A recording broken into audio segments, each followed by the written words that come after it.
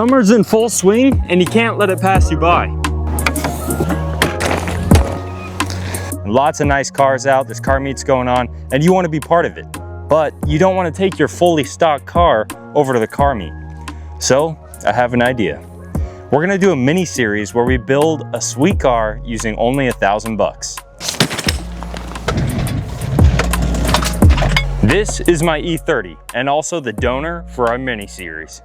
I want a fun car that I could take to car meets and not worry so much about it being perfect. So using only $1,000, we're gonna build this E30 to a fun summer car. I pulled this thing out of someone's backyard. It was right under the trees, just getting hammered by the elements. This car was incredibly rough. The back window got smashed out, letting the Washington rain all over inside of the car. Since it was parked, it's grown moss on it. It has the rain and elements inside the car. Stuff is broken and degraded, so it needed a little love. I was told that the transmission was bad, and that's why it was sitting. Turns out the car just can't shift into all the even gears. So can't reach second, can't reach fourth. Super sloppy. I mean, look at the movement in this thing. This car actually blew me away.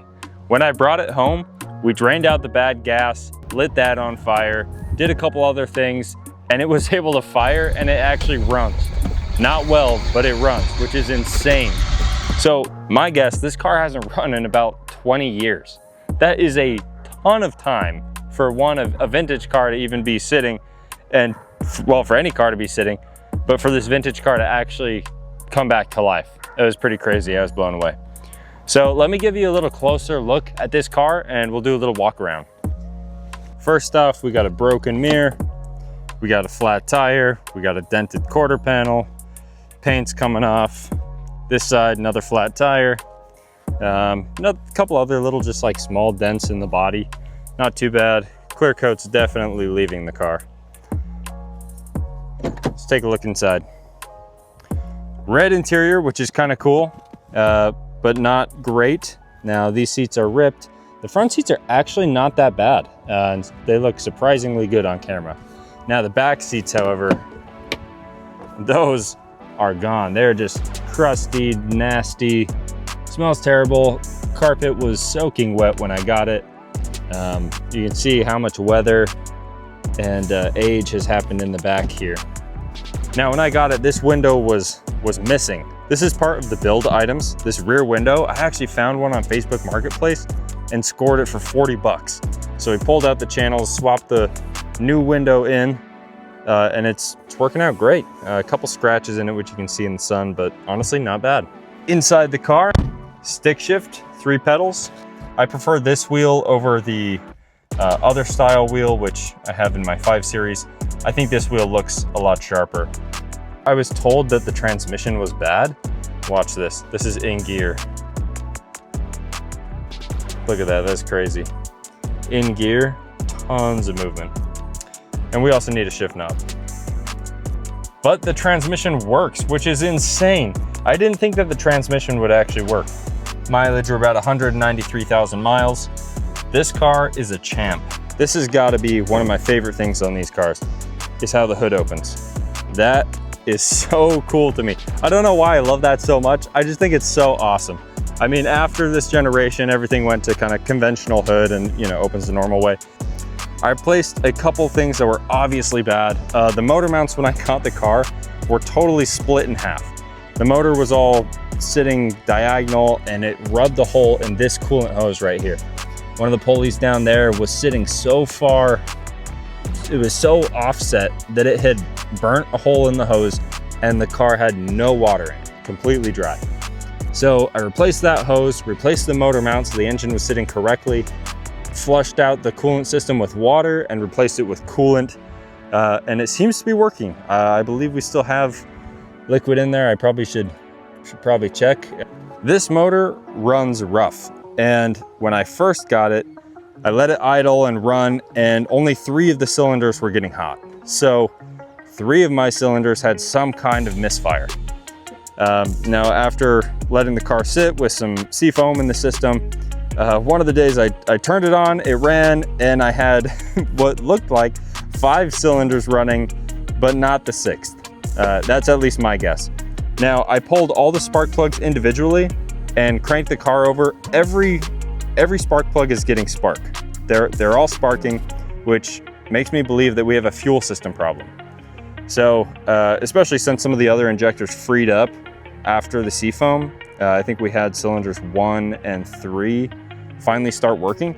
So it totally leads me to believe that just the car's age and sitting so long, that those fuel injectors were clogged up. We're gonna pop those out and take care of those. While it's out, I wanna take care of this valve cover too. I have a valve cover gasket and would love to paint that black and, you know, shave off that raised part, all these BMW lines and all that.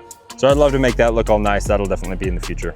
I think we should do a health check on the motor, see what our compression looks like, and even take a bore scope and look down inside the cylinders to see what's going on. Now, we're gonna be looking for low compression or any bore scoring. Even if it did look terrible, we don't have the money to fix it. So we're really just looking for our own curiosity.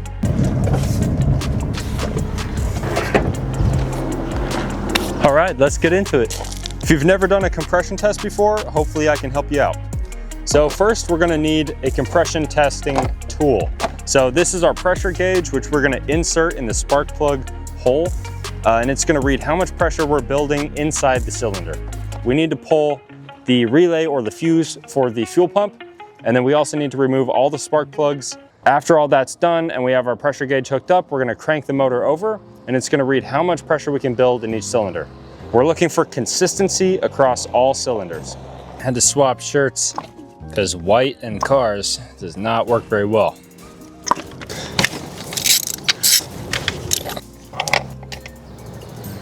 Yeah, that plug number 6 is really dark though. So I'm not quite sure what's going on there. Maybe that cylinder's getting really wet with fuel, but not igniting. Maybe it's not kind of misting out in its proper pattern. Maybe that's what we got going on there. Before we check the compression, let's look inside the cylinders with the little bore scope. I got this little bore scope off of TikTok Shop, and dude, best purchase ever. This thing, if you work on older cars, is awesome. Little swivel end, it's fantastic. I'll link it on my recommended items on there. Oh man, yeah, looking inside this cylinder, you can still see the cross hatching on the walls, which is awesome. That's really good. We don't have any bore scoring. I'll take a photo of that really quick so you guys can see it in the video.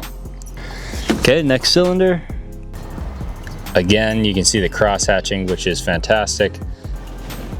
What I'm mainly after on this visual inspection is just the health of the cylinder walls. I want to see if we'd be losing any oil kind of as the cylinder is traveling due to bore scoring.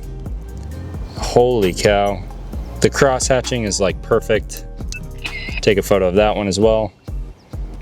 And this cylinder is deep enough we could probably put this all the way down in and then flip it around so you can see the valves. You can see our valves inside, which is pretty cool.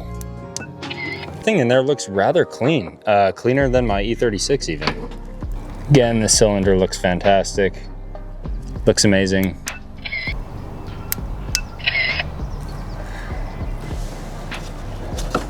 Grab the appropriate thread. We can get started.